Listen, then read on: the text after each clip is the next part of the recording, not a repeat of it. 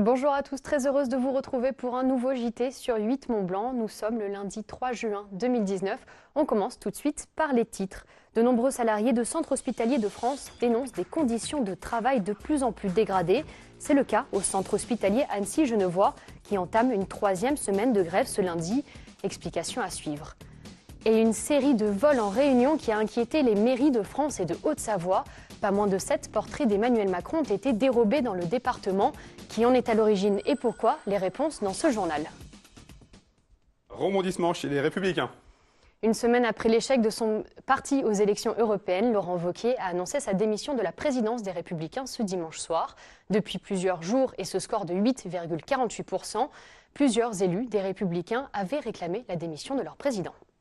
Un incendie de grande ampleur s'est déclaré ce samedi 1er juin au 2e étage d'un immeuble de Chambéry. Comme vous pouvez voir sur cette photo prise par nos confrères de France 3, située rue des Martinettes, 16 appartements ont été touchés, 59 personnes ont été évacuées, 19 d'entre elles ont été transférées vers l'hôpital de Chambéry pour des intoxications légères.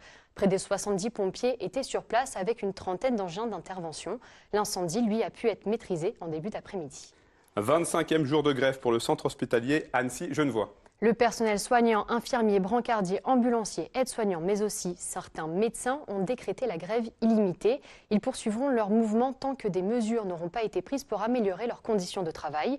La continuité des soins, elle, est assurée pendant la grève puisque les personnels soignants sont assignés. Ils ont l'obligation de venir travailler. Ce mercredi, ils rencontreront la direction de l'hôpital et ce jeudi, une dizaine d'entre eux rejoindront la mobilisation nationale à Paris. On écoute les revendications de 2 représentants du mouvement au micro d'Inès Guillemot. Ça fait 1 an et demi, 2 ans quand même que ça dure, où on est régulièrement surchargé en fait. Les jours comme les nuits, même souvent les nuits sont plus compliquées encore et il y a moins de personnel. Donc du coup, il y avait quand même un espèce de ras-le-bol général qui commençait à s'installer. Et comme il y a eu ce mouvement à Paris, on s'est dit que c'était vraiment le moment de faire quelque chose en fait. On voulait plus de matériel. On se retrouve régulièrement en manque de brancards. Donc certaines personnes sont obligées de les mettre sur des fauteuils pour pouvoir installer d'autres gens sur des brancards, ce qui est des fois un petit peu sensible. On aimerait plus de moyens personnels, donc on demande un infirmier, un brancardier et un aide-soignant en plus tous les jours parce qu'il nous manque du personnel. On aimerait plus de brancards pour pouvoir allonger nos patients qui en ont besoin. C'est presque quotidien maintenant. On aimerait plus de matériel. Malheureusement, il arrive qu'on ait des ruptures de stock de matériel pour s'occuper des patients et ça c'est inadmissible. On demande au pouvoir public et à notre direction également, à tous les gens, à nos supérieurs, ni plus ni moins, de faire quelque chose. Si aujourd'hui toutes les urgences de France, ou une bonne majorité, sont en grève, c'est pas parce que tout va bien aux urgences en France. Notre préavis de grève est illimité, donc tant que nous n'obtiendrons pas ce que nos demandes, oui, notre grève continuera. Petit rappel, si vous ne l'avez pas encore fait, vous avez jusqu'à ce mardi 4 juin minuit pour déclarer vos impôts en ligne. Pour plus de renseignements, rendez-vous sur le site impôts.gouv.fr. On connaissait les vols de tableaux, mais moins ceux de portraits présidentiels. Vous en avez peut-être entendu parler, une vingtaine de mairies en France ont été dépossédées de leur portrait d'Emmanuel Macron. Une action coup de poing pour dénoncer l'inaction du gouvernement face à l'urgence climatique. Les auteurs des faits ont été conduits devant la justice. Ils encourent jusqu'à 2 000 € d'amende. En Haute-Savoie, ils sont 7 à avoir été inquiétés par la justice. Reportage d'Emmanuel Jaude. Des manifestations pour soutenir quelques audacieux qui se sont rendus coupables du vol du portrait d'Emmanuel Macron dans les mairies de Haute-Savoie. Un acte symbolique, mais passible de 1 000 à 2 000 € d'amende selon la loi. Quand on est convoqué en correctionnel, on se sent un petit peu comme un délinquant, c'est sûr. Et pourtant, dans le fond, on ne se sent pas du tout comme des délinquants. On pense qu'on a fait complètement légitime. C'est des actions pour la survie de l'espèce humaine. On parle bien de ça.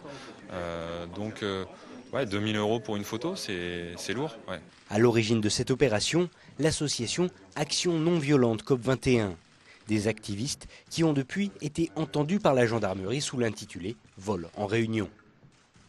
Aujourd'hui, il y a plusieurs actions dans plusieurs villes et on appelle à réquisitionner ces portraits du chef de l'État pour continuer à dénoncer l'inaction l'inaction en termes climatique et social, parce que cette politique-là, eh bien, elle nous emmène dans un monde qui ne sera plus eh bien, vivable. Et donc c'est notre devoir de citoyen maintenant de mener des actions fortes face aux réponses molles du gouvernement. Une action simultanée dans de nombreuses mairies françaises qui a débouché sur plus d'une vingtaine de procès. Concernant les 7 activistes au Savoyard, leur audience a été fixée au 27 juin prochain devant le tribunal de Bonneville. L'arrivée des beaux jours marque le début des emmontagnés. Et quand la neige laisse place au pâturage, les éleveurs conduisent leurs troupeaux en montagne pour l'été. Dans les Arévies, au cœur du pays du Reblochon, plus de 70 personnes ont accompagné les 150 vaches de la ferme des Corbazières jusqu'à leur quartier d'été. Victoria Lopez les a suivis, on regarde. Bonjour à tous, bienvenue sur notre exploitation. Marie-Louise accueille les visiteurs au pied du chalet de la famille. Agricultrice à La Clusaz depuis 40 ans, elle fait vivre avec son mari et toute sa famille les traditions. Ce jour-là, les vaches partent de la ferme pour rejoindre les pâturages du lac de la Feria sur les hauteurs de La Clusaz. Amis et visiteurs sont venus nombreux pour accompagner le troupeau. C'est un ami à nous qui organise cette montée, donc Michael. Donc on est déjà venu l'année dernière, donc on a trouvé que c'était super. Donc on revient chaque année faire la montée des vaches avec lui. Alors on a découvert la région il y a 5 ans et c'est vrai qu'on était très intrigués par les alpages. On a eu l'occasion de venir en vacances pendant la période de la montée des alpages. On voulait faire découvrir aux enfants la tradition, montrer ce qu'est la vraie vie. Tout simplement pour faire découvrir ça à d'autres amis. On était déjà venus il y a quelques années et on s'est dit c'est génial, on le refait une deuxième fois. Mon papy il y allait quand il était enfant et je crois que c'est pour ça qu'on est venu. La famille Donzel fabrique du reblochon fermier. La vie en alpage est un moment fort de l'année qu'elle aime faire découvrir au plus grand nombre. C'est vrai que la montée à l'alpage, on l'a tout le temps fait puisque dans notre métier, dans le berceau du reblochon, tout le monde part en alpage. Et du coup, c'est vrai qu'on voit dans la vieille ville d'Annecy, on se dit la descente des alpages draine tellement de monde. Et on dit mais nous on fait ça en réalité et on n'en parle même pas. Donc on a créé avec le réseau Saveurs des Aravis et montée à l'alpage.